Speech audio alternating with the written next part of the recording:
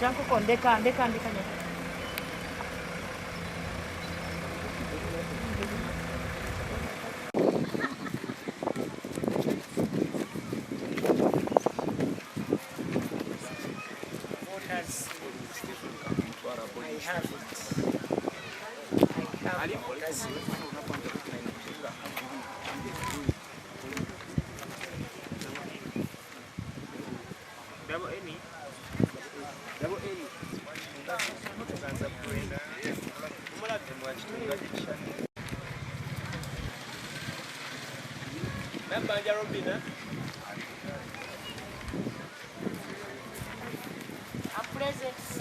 All right.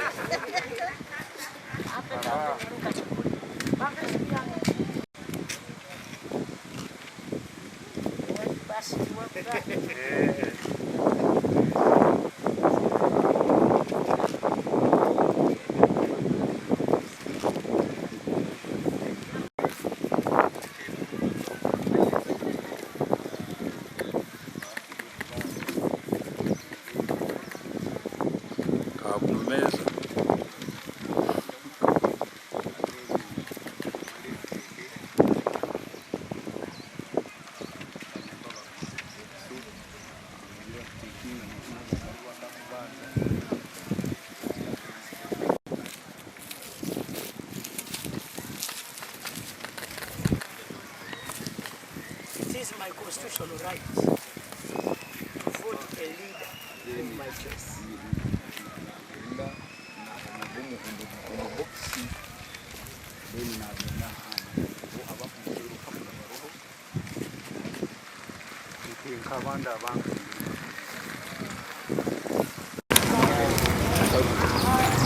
Okalaba waliwo nakano nze manyi gye nkateeka lindako kano tebakateeka mu box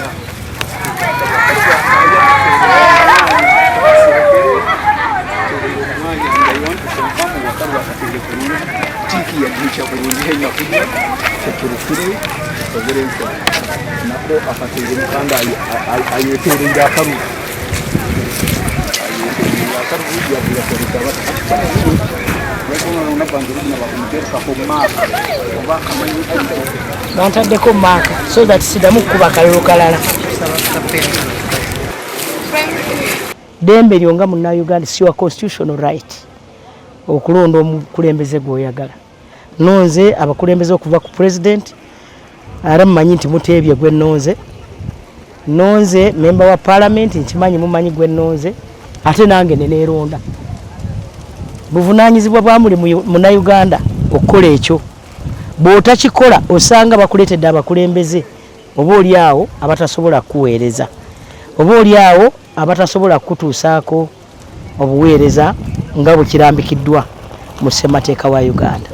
So kyenkoze abalonda abatanalonda banaye muve mu nnimiro mudduke emisinde mujje tulonda akalulu kano kubanga kansonga bagenda okulonda akalulu kano olw'obutebenkevu omuntu munna Uganda ayina emirembe ekyo kikulu nnyo. Ekyokubiri omuntu munna Uganda akulaakulana ate na zero programs za government zetwaleta PDM yajja 2021 nga ndi prime minister njagala okwesimako nange nti yatandika ku mulembe gwange ate ne tugisosowaza ne tugiwa sente abana Uganda bafuna sente emyoga amalwaliro kati ngeka 2016 twalina amalwaliro 7 gokka nga tufuna district katulina amalwaliro 19 wano ka 10 tewaliwo ekkubo lya kolas katulina ekkubo lya kolas yes no bali batandise okulikola kuba lyagwa 2022 okuva Mubende okutuuka ka 10 okuva ka 10 ogenda Ekibaale paka Kagadi